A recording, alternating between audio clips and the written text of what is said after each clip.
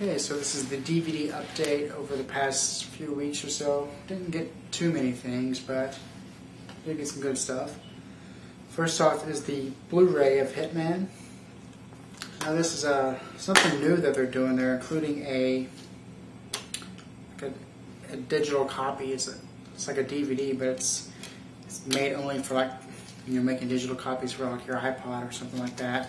So it's kind of strange how they these digital copies, but the Blu-ray, very good quality. I didn't expect much from this movie, but I actually liked it more than I thought I would.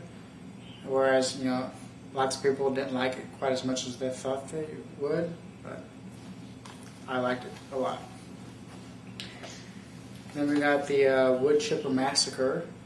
This is one of those movies that for about a year now I've seen at the local bookstore, and I never wanted to get it because it didn't look like it'd be worth the money, the $15 for it. But then I keep on hearing things about it, so I decided to buy it, and we'll see. From what I hear, it's supposed to be really good. So we got the Buddy Holly story. This is a late 70s movie, and it's pretty good. It's decent. This is always going to be compared to La Bamba because the plane crash back in the late 50s that killed Buddy Holly, the Big Bopper, and Ritchie Valens. La Bamba was the story about Ritchie Valens, and then this is the story about Buddy Holly. This could have been better. It focused mainly on him and the music and not too much on anything personal. The reason why La Bamba was so much better than this was at the very end of this, it just freeze frame at the concert, and that's it. Titles come up and say he died later that night in a plane crash. Whereas in La Bamba, you see them getting on the plane and everything. But La Bamba had the story about the parent, the brother, the girlfriend, had all that backstory it could show after and the results and how it affected his family and friends. Whereas this really you didn't see any of that in this. It was just him.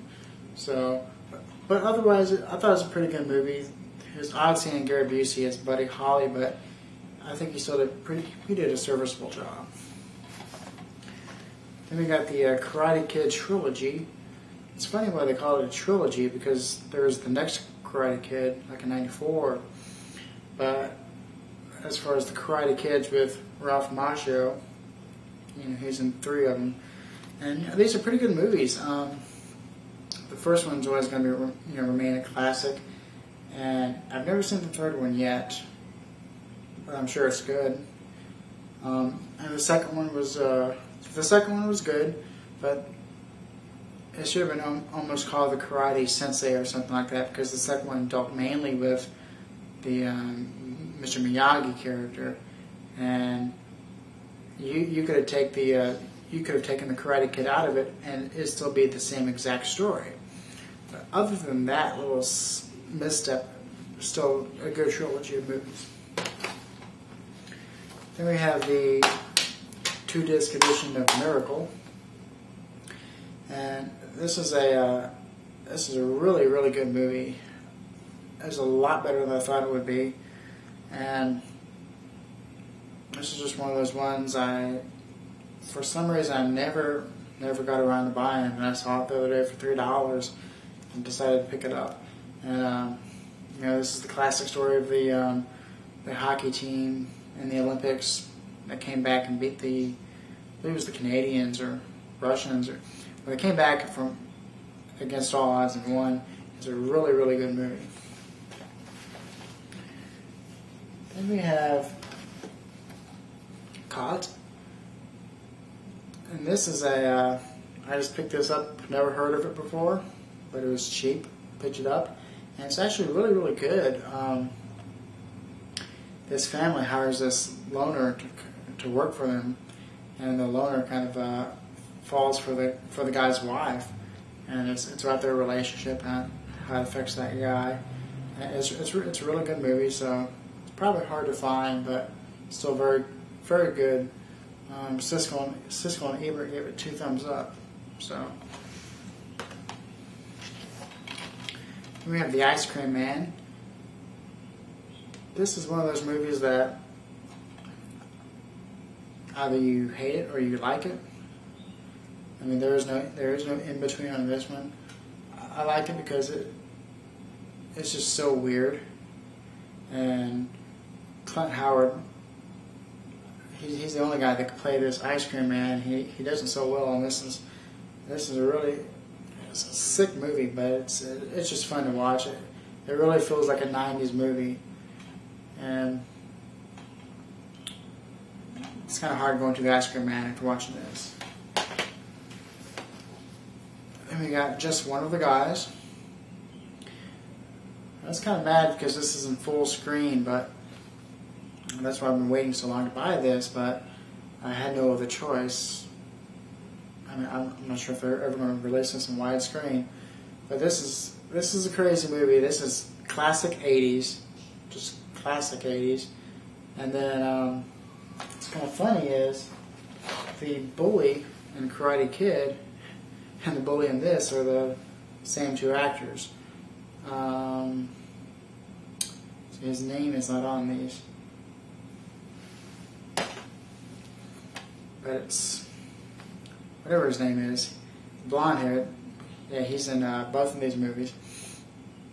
And the really weird thing about this one is it's rated PG-13, but this is easily an R-rated movie by today's standards, just because of the nudity. Yeah, she flashes her the guy she likes at the very end, but then there's all these scenes that takes place in her brother's bedroom, and there's nudity all over the place. So I'm not sure why this is PG-13, but if you like 80s movies, this is a definite pickup. And here's another one I just keep on holding off on buying, but finally got. It's it's Death Wish 2, 3, and 4. It's in this 3-pack. It's for $12. And the reason why I kept on holding off to get it was there's always full screen, and then they're not the unrated versions. I'm not sure about the Death Wish 3 and 4, but I know Death Wish 2, there's an unrated version out there, and this is not it. But still, these are good movies. I mean, there could have been 20 Death Wish movies, and they'd all be good. And definitely worth getting for $12. These. And the last thing I got, something I've always wanted to get because I'm a David Lynch fan, and these are always pretty expensive. And that's the Twin Peaks series, and this is the 2nd season. And I've never seen the 1st season, so I've yet to see this. Now, from what I hear, it's a very good show, and so there's no doubt in my mind when I spent $10 on this that I'd like it. So now I'm just waiting to buy the 1st season, and it says from directing David Lynch of Blue Velvet and Mulholland Drive, and he's done several movies, and this is even though this lasted 2 seasons, then had a movie. It was called Twin Peaks: Fire Walk with Me. So, but yeah, let me know what you think of this, and because I'm really interested in watching it. But yeah, I gotta buy the 1st season before I watch this one. So that was it for these past few weeks. Overall, some pretty good buys, but I'll probably be buying more here in the next few weeks. Maybe some cheaper Blu-rays because I'm really behind on my Blu-rays. But that's it for now.